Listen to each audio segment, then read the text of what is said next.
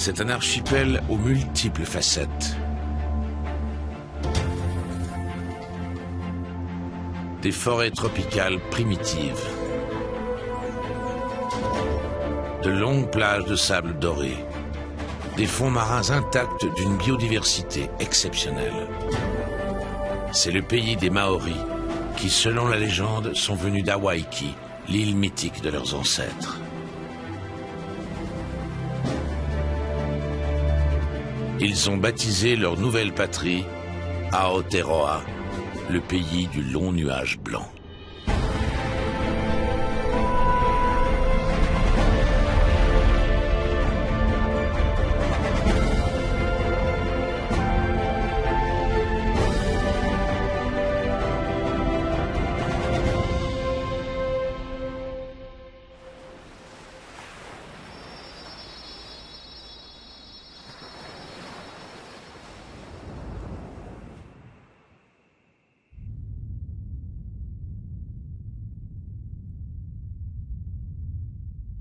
À mesure que nous remontons vers le nord, nous nous approchons de la zone la plus étroite et la plus densément peuplée du pays.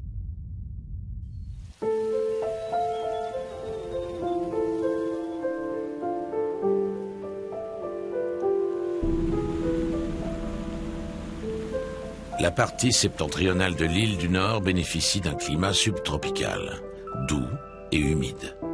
Les vastes pâturages fertiles sont parfaitement adaptés à l'élevage de bœufs et de moutons.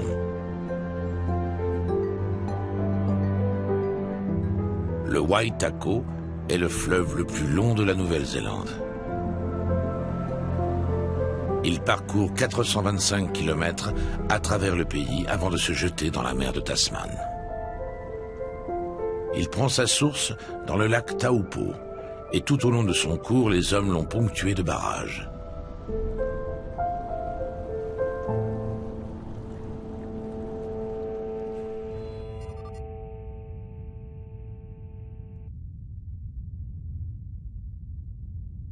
Le Karapiro est l'un des lacs de retenue créés pour la production d'électricité.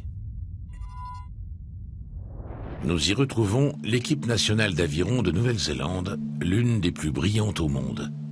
Les eaux calmes du Karapiro en font l'un des meilleurs lieux d'entraînement du pays.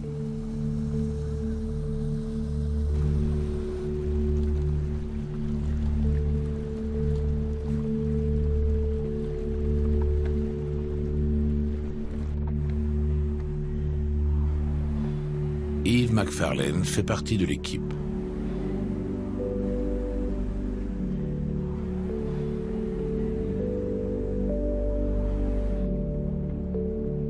Le Karapiro se trouve en bordure d'un fleuve, ce qui permet aux rameurs de parcourir d'une seule traite 15 km en amont et autant en aval. Cette distance leur donne un avantage significatif sur d'autres pays aux voies navigables nettement plus courtes. Tout au long de ces kilomètres, on cherche le rythme parfait pour faire avancer le bateau rapidement.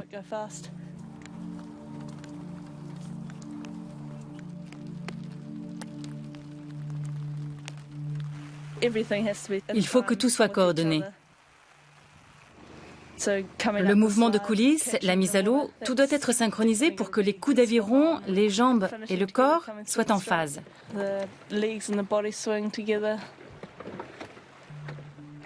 Il n'y a pas de secret. La précision est la clé pour atteindre la perfection.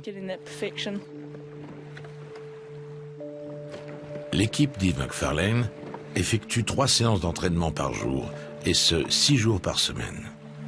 En Nouvelle-Zélande, on encourage la relève. Dès l'école, l'aviron se pratique à un très haut niveau.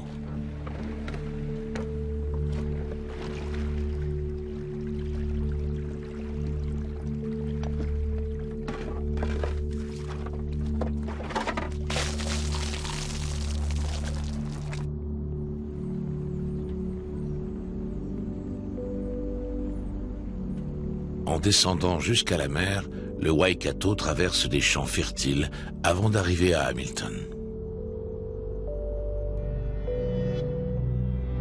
Le fleuve, ainsi qu'un vaste réseau routier et ferroviaire, font de cette ville un centre économique important et contribuent à son développement.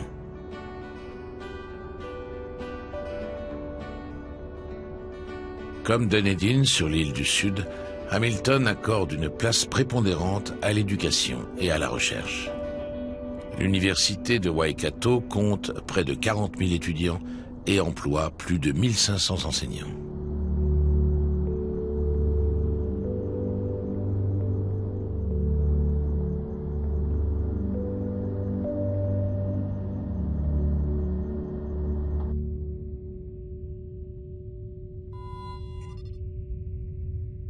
À 45 km à l'ouest de Hamilton se trouve la ville côtière de Raglan.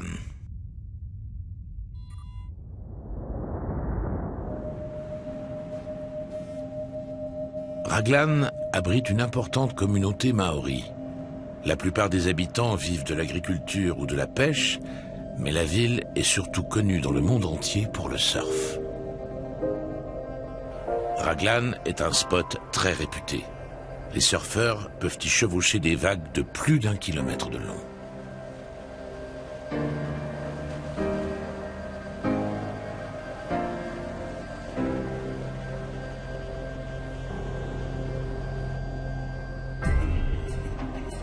Le Maori Daniel Kereopa est l'un des meilleurs surfeurs de Nouvelle-Zélande. Le terrain derrière la plage appartient à sa famille.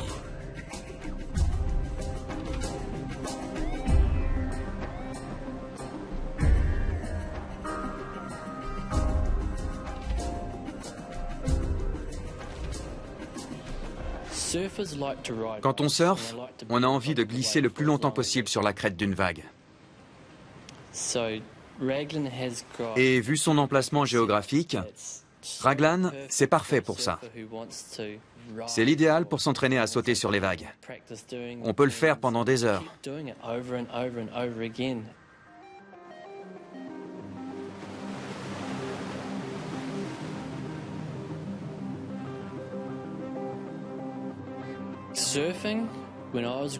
Quand j'étais enfant, ma famille, des paysans maoris, et notre communauté n'étaient pas particulièrement intéressés par le surf.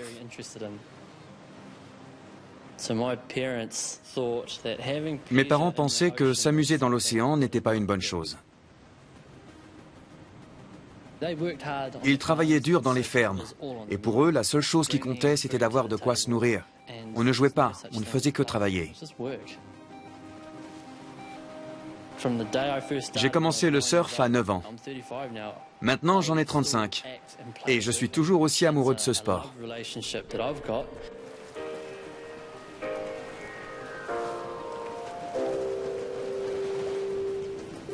Chaque jour, je vis une expérience nouvelle. Enfant, j'étais complètement fasciné par les déferlantes. Je plongeais dans les vagues, j'avais l'impression d'être un poisson. Je me sentais libre d'être tout ce que je voulais.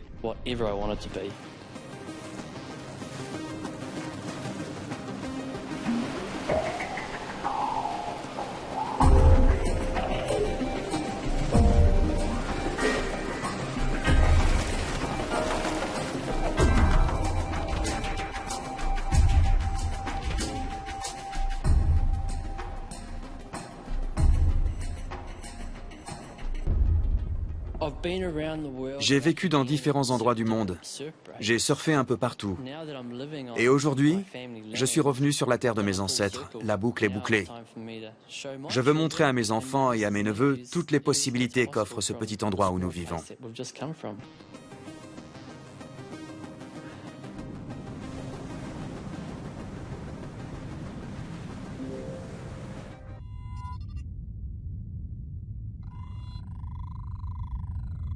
Dans l'est de l'île du Nord se trouve la péninsule de Coromandel.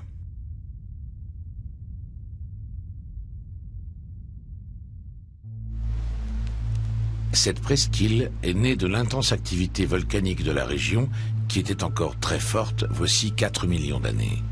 Aujourd'hui, elle est recouverte d'une forêt subtropicale. Au cours des millions d'années, la pluie et le vent ont érodé la côte de grès et créé d'étranges sculptures.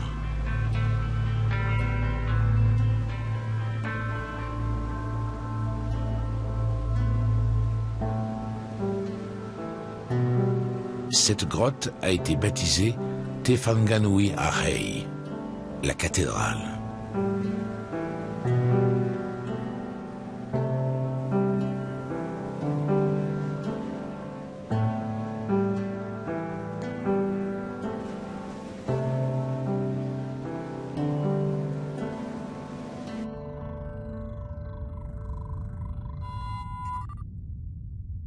Auckland, en maori, Tamaki Makaurau, est la plus grande ville de Nouvelle-Zélande.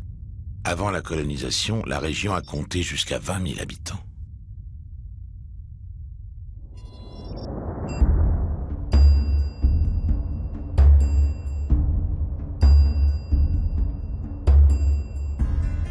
Elle abrite le plus grand aéroport du pays.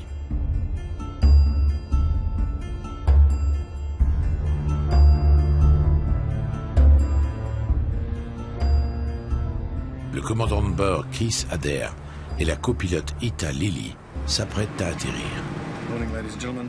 Ici le commandant de bord. Nous ne sommes plus qu'à une centaine de kilomètres d'Auckland.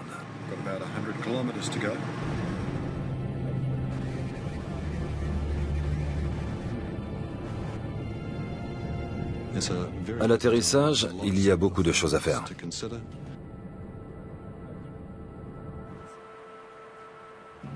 Quand on habite ici, c'est toujours agréable d'y atterrir. On rentre chez soi.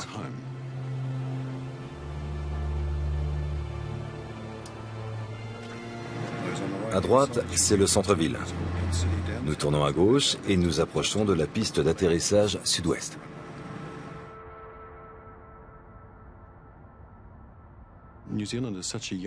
La Nouvelle-Zélande est un pays très jeune.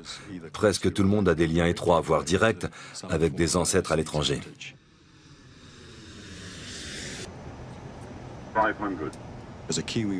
Quand un Kiwi, comme on surnomme les Néo-Zélandais, rentre au pays, qu'il passe devant les gravures maoris à l'aéroport et qu'il entend les oiseaux touis chanter, les moutons bêler et les enfants jouer, c'est un moment très fort. On voit des scènes d'adieu en larmes et des jeunes qui partent à l'étranger. Et au retour, on assiste à des arrivées joyeuses. Auckland sera toujours la porte de la Nouvelle-Zélande.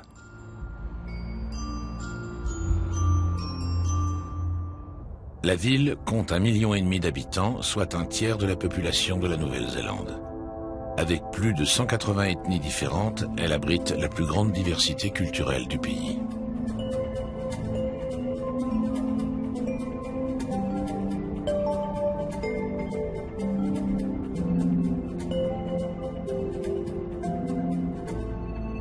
Auckland a été bâti sur une cinquantaine de volcans encore considérés comme actifs. La dernière éruption a eu lieu voici 600 ans sur l'île de Rangitoto, à seulement 2 km de la côte.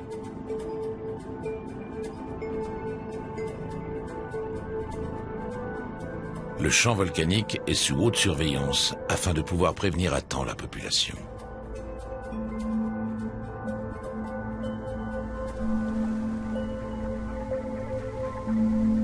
Depuis la fondation de la ville, le golfe de Hauraki et le port de Waitemata sont très appréciés des amateurs de voile. On dit qu'il y a ici plus de bateaux par habitant que n'importe où ailleurs dans le monde. En 1995 et en 2000, la Nouvelle-Zélande a remporté l'America's Cup. Tant les navigateurs en solitaire que les équipes nationales font partie des meilleurs de la planète.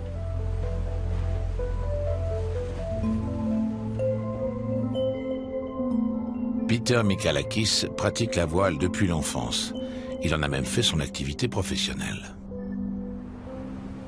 C'est agréable de vivre à Auckland. On est proche de la nature et le port de Waitemata est juste à côté. C'est l'endroit idéal pour les propriétaires de yachts et les amateurs de voile.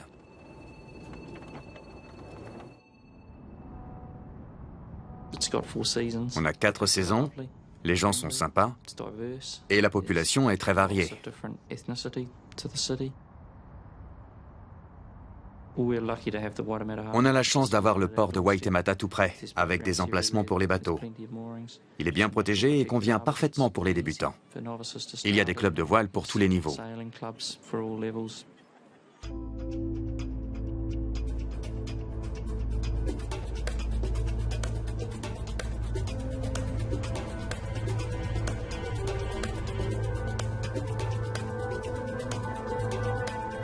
Peter Michalakis fabrique des mâts pour les grands yachts. Son entreprise en installe justement un sur ce navire. On a commencé par fabriquer des mâts pour les bateaux de course et ils ont fait leurs preuves. Il y avait tellement de gens qui s'intéressaient à la voile qu'on a fait appel non seulement à du personnel qualifié, mais aussi à des amateurs de voile.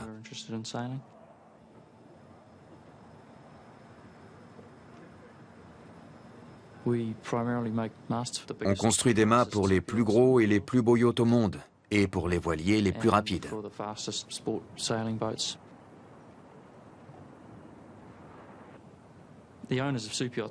Les propriétaires de super yachts sont eux-mêmes des navigateurs passionnés, et ils suivent de près les courses de bateaux. On conçoit le mât et le gréement de A à Z.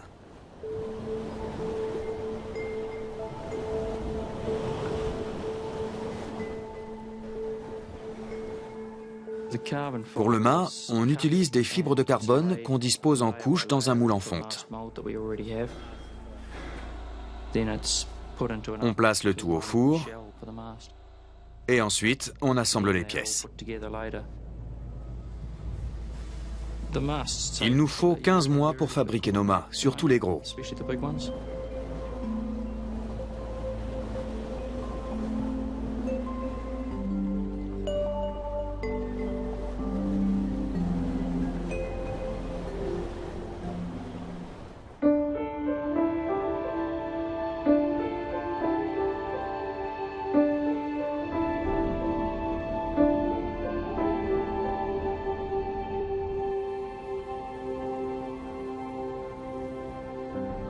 Avant la colonisation de la Nouvelle-Zélande, ici, à Baston Point, vivait la tribu des Ngati Whātua.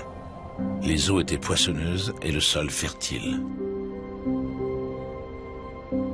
Entre 1840 et 1950, leurs terres ont été confisquées par le gouvernement colonial. Après un long et violent combat juridique, elles ont été restituées aux Ngati Whātua en 1988, avec un dédommagement et des excuses officielles.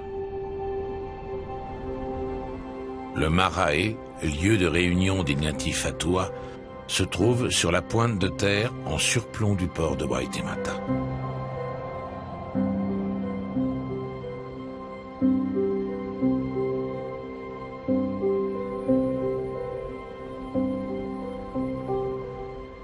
Les habitants d'Auckland sont de plus en plus nombreux à vouloir mener une vie plus paisible sur l'une des îles du littoral, ne serait-ce que pour le week-end.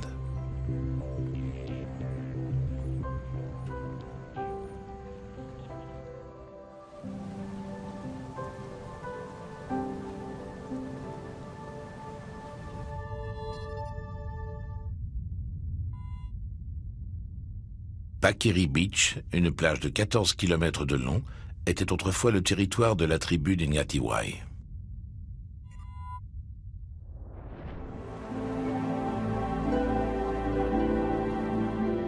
Ngati Wai signifie « homme de la mer ».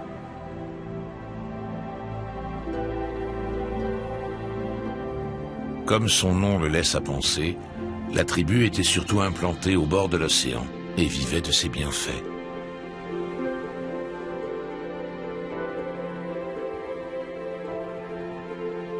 Au XIXe siècle, les Européens ont étendu leur influence et le mode de vie traditionnel des Ngati Wai a changé. Mais ils sont restés attachés à la mer, et c'est ainsi qu'aujourd'hui encore, ils vivent sur la côte Est.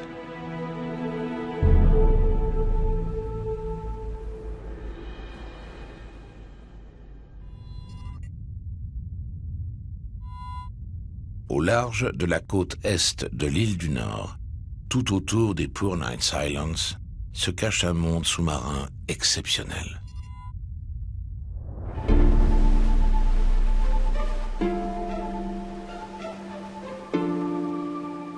Les eaux des Poor Knights Islands font partie d'une réserve marine et abritent une grande variété d'animaux et de plantes. Steve Hathaway est photographe et vidéaste sous-marin. Je n'avais pas prévu de devenir caméraman, mais j'ai vécu des expériences incroyables sous l'eau. Il est impossible de décrire par des mots toutes les beautés que j'y ai vues.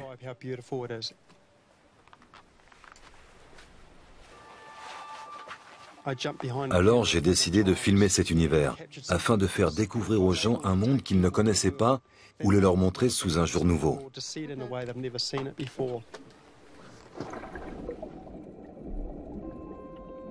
Je ne m'étais jamais senti aussi vivant. Ça a vraiment été le déclic pour moi, et maintenant, j'essaie de fixer sur la pellicule la beauté de ce monde que j'aime tant.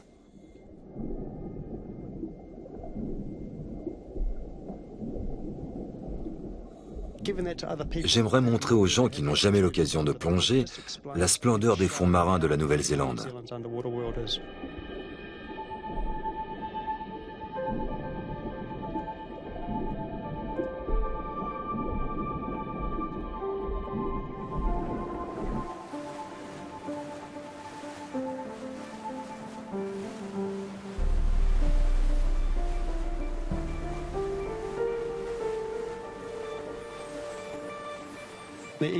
La côte est parfaite pour la voile. En Nouvelle-Zélande, la côte ouest est plutôt inhospitalière, mais la côte est est un paradis pour les voiliers. Les Poor Knights sont vraiment uniques au monde. Elles regorgent d'arches naturelles et de grottes sous-marines. Les poissons aiment ce genre d'endroit, parce que le courant apporte beaucoup de nourriture.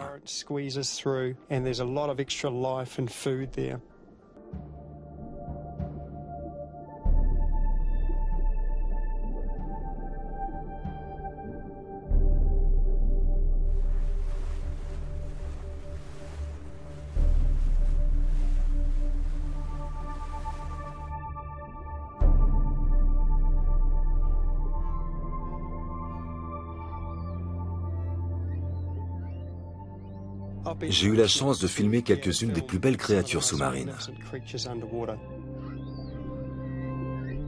Rencontrer une orque est une expérience incroyable.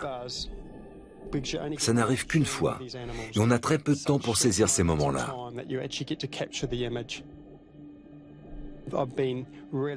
J'ai pu filmer des choses que personne n'avait encore jamais vues, comme cette orque qui a surgi devant moi et qui a pris une raie par la queue.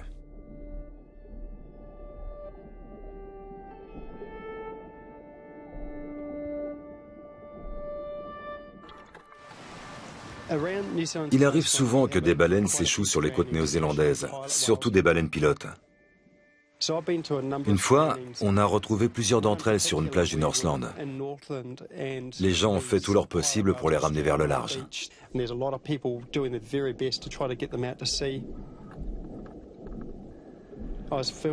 J'ai filmé ces baleines pilotes qui essayaient de retrouver leur équilibre dans l'eau.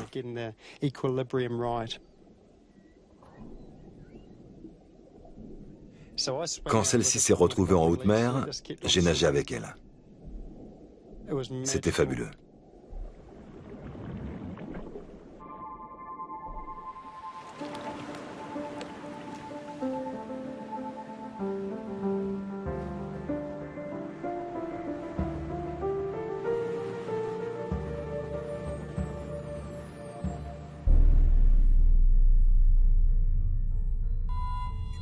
La forêt de Waipua est célèbre pour ses kauri. C'est ici que poussent les 3/4 des stocks restants en Nouvelle-Zélande.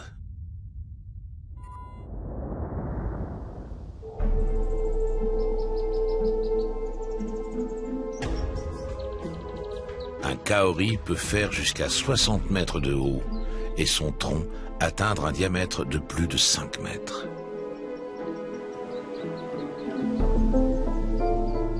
À l'arrivée des Européens en Nouvelle-Zélande au XIXe siècle, les kauri ont été abattus par milliers. Dans les années 1950, la plupart d'entre eux avaient disparu et la terre a été exploitée pour l'agriculture.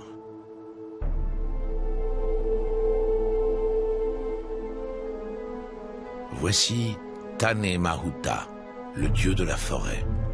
C'est le plus grand des Kaori encore existants, et c'est un vieux monsieur de plus de 2000 ans.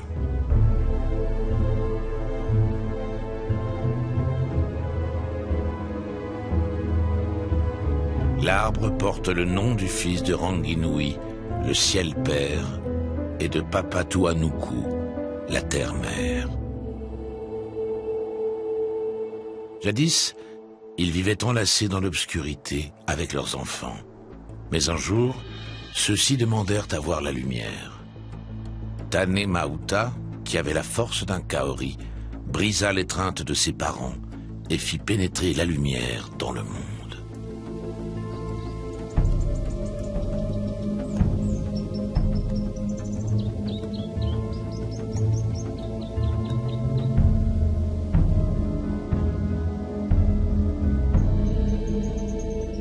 Le Kaori était jadis un bois très recherché.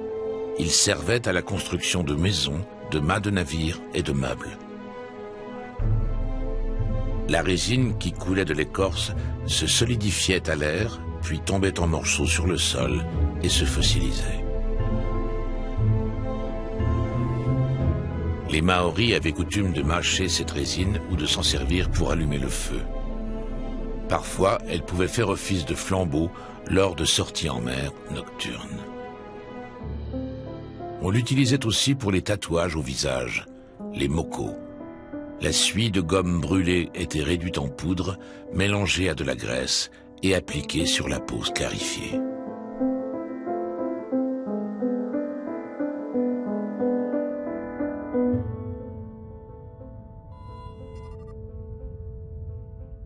En 1845, à Oaewae, les Maoris ont combattu des soldats britanniques beaucoup plus nombreux qu'eux. La bataille sera mémorable, car malgré sa supériorité numérique, l'armée britannique sera finalement battue par les Maoris.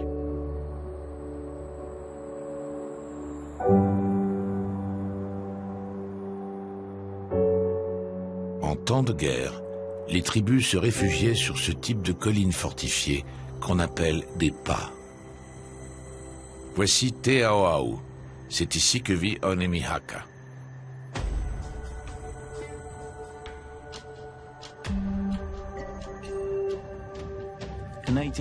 En 1837, un artiste célèbre du nom d'Augustus Earle est arrivé ici. Il se tenait sur le flanc de cette colline. Elle était alors couverte de palissades et ressemblait à une forteresse. Il a écrit dans son journal « Je me trouve dans la région de Tayamai, où il y a beaucoup de volcans éteints. Je suis sur le versant d'un cône volcanique surmonté d'un grand pas. Au pied du cône volcanique s'étendent à perte de vue des champs de blé, de céréales, de patates douces et de maïs. Ils sont si bien entretenus qu'ils pourraient rivaliser avec les jardins de mon pays. C'est vraiment un peuple travailleur. On peut voir de loin le sommet de ce pas. Les Maoris avaient pris soin de construire des terrasses et des palissades autour de leur forteresse.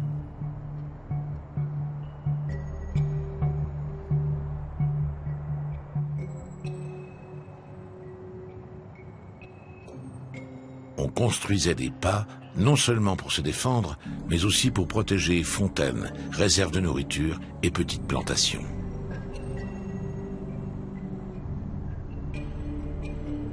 Entre les pas, on érigeait souvent des habitations et des jardins. Même si les palissades en bois ont disparu, les pas et les terrasses qui les entourent sont encore visibles aujourd'hui. On ne vivait pas dedans, mais sur les collines et tout autour. Ici, il y a bien d'autres pas, comme le Maungakawakawa. Le plus grand de tous est le Poerua, à l'autre bout de la plaine.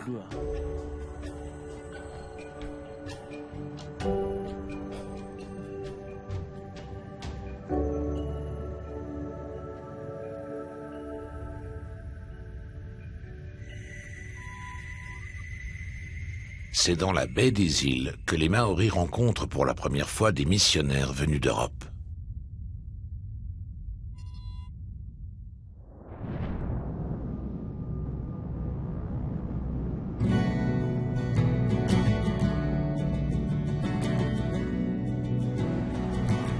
En 1814, l'Anglais Samuel Marsden fonde la première mission et crée ainsi la première colonie européenne dans la région.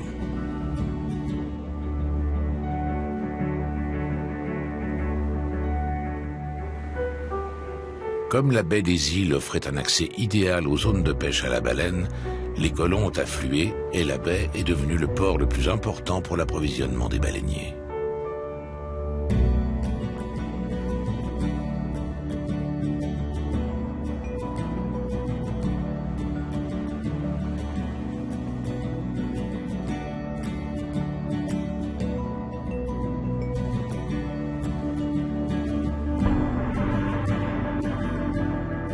Dans la baie des îles, le fleuve Waitangi se jette dans l'océan Pacifique.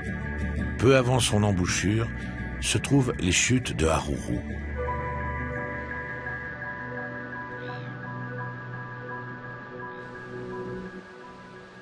Non loin de là, le traité de Waitangi a été signé le 6 février 1840.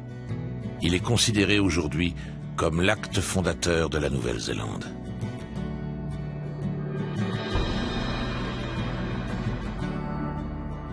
Par ce traité, les Maoris abandonnaient leur souveraineté et devenaient des citoyens britanniques. Plus tard, la traduction du traité en maori s'est révélée équivoque, l'étendue des droits cédés ayant été interprétée de manière diverse par les deux parties en présence, ce qui a immanquablement provoqué des tensions politiques entre les Maoris et l'État. Le tribunal de Waitangi a été créé en 1975. C'est une instance permanente qui contrôle les droits des Maoris et réclame des dommages et intérêts en cas de manquement.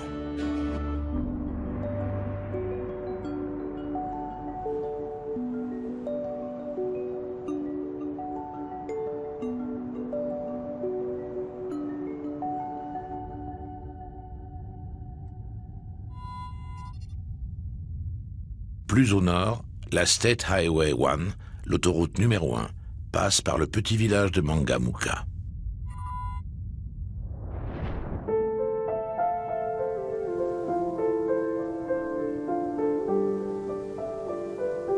La population de cette région se compose essentiellement de Maoris.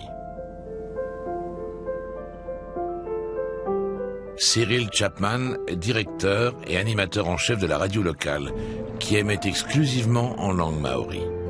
Il commence chaque journée de travail par la même annonce.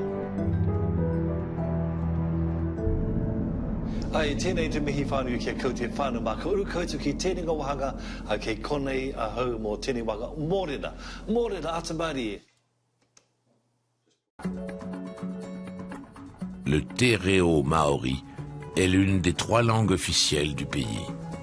L'anglais, ainsi que la langue des signes, étant les 2 autres.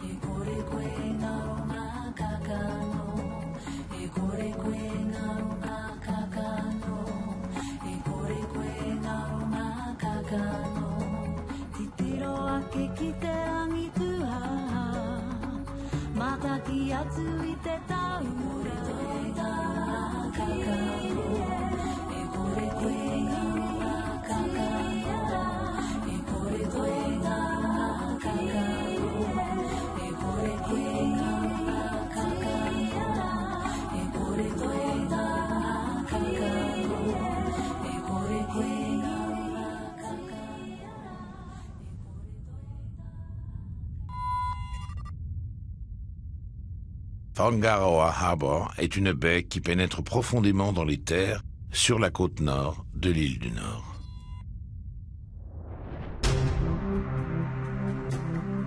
Seul un tiers des 150 000 habitants sont encore maoris.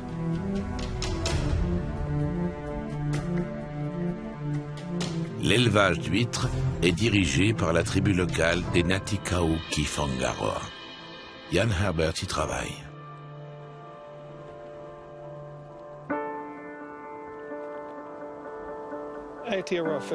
Les Aotearoa Fisheries appartiennent à une tribu, une iwi. L'entreprise a été créée à la fin des années 1980 lorsque le gouvernement a conclu un accord sur la pêche. Depuis, il y a ici un élevage d'huîtres. Whangaroa a toujours été considérée comme une des meilleures zones d'élevage, mais c'est aussi l'une des plus difficiles à exploiter. Nous avons ici 2 grands cours d'eau qui apportent beaucoup de nutriments. Notre élevage fait 96 hectares. C'est le plus grand élevage d'huîtres de l'hémisphère sud.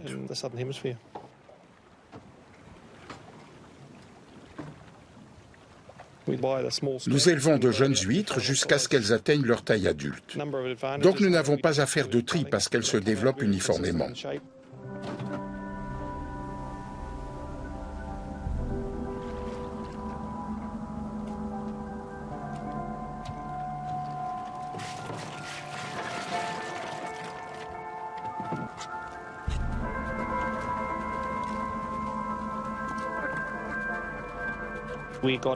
Nous avons fait venir des huîtres de toutes les zones d'élevage de la partie supérieure de l'île du Nord. Et nous les avons croisées avec les variétés que nous avions déjà, jusqu'à ce qu'on obtienne le résultat souhaité.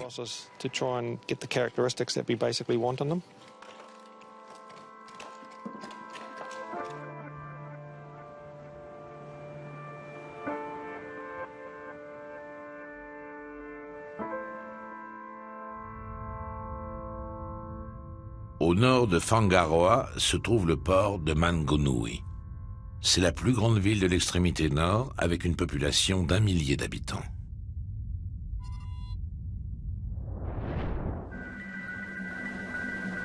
Rangikapiti était autrefois une colline fortifiée, un pas, qui était utilisé pour surveiller l'entrée du port. Aujourd'hui, il se trouve au-dessus du village de pêcheurs de Mangonui. L'arrière-pays, jadis couvert de forêts de kauri, est aujourd'hui une terre arable fertile.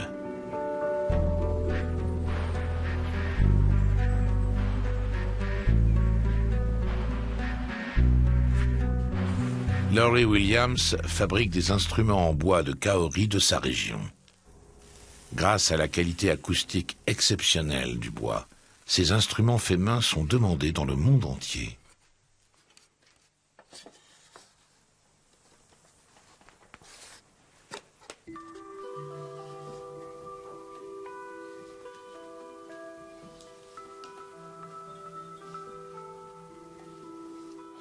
Pour un instrument de qualité supérieure, on a besoin des meilleurs matériaux. Des épicéas européens ou du palissandre brésilien. Mais des centaines de personnes en Amérique et en Europe utilisaient déjà ces matériaux. Je voulais proposer quelque chose de nouveau, et j'ai donc expérimenté tous les bois locaux. Plus je travaillais avec du kaori, plus je découvrais ses qualités acoustiques et musicales. Il n'est en rien inférieur au meilleur bois à instruments du monde. Et si les hémisphères étaient inversés, il serait peut-être devenu le bois de prédilection pour les violons, les guitares et les mandolines.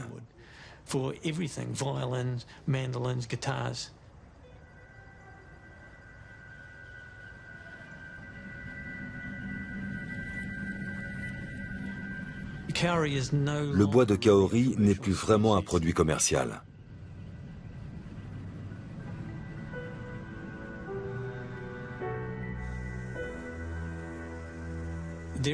Chaque année, on abat une certaine quantité de kaori, mais en nombre très limité et à des fins spécifiques.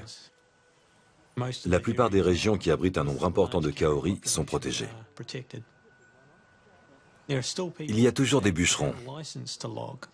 L'un d'eux m'a proposé d'abattre un kaori pour la fabrication de mes instruments.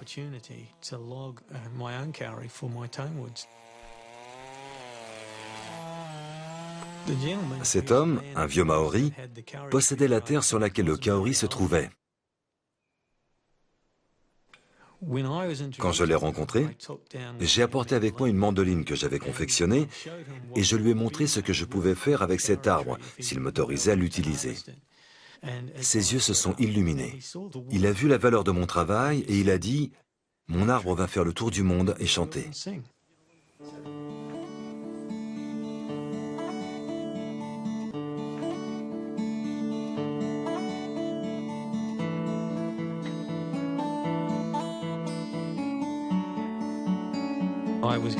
J'ai pu choisir les meilleurs morceaux pour mes instruments de musique.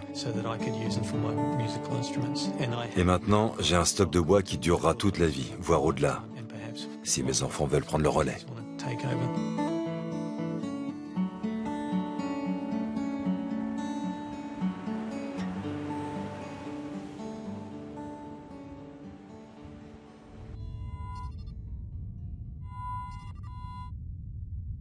« 150 km de plage émaillent l'extrémité de la Terre qui atteint le cap Reinga.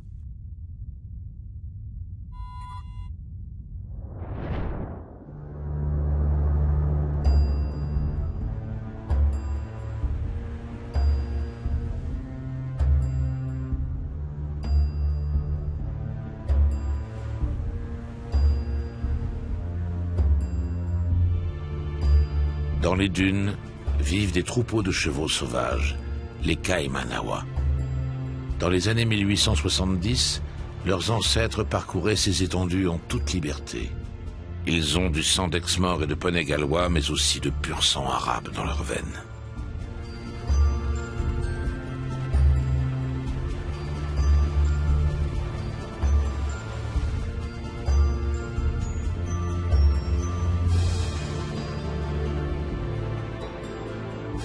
Plus au nord, le phare du cap Reinga veille sur les vagues de la mer de Tasman, qui rencontrent ici le Pacifique.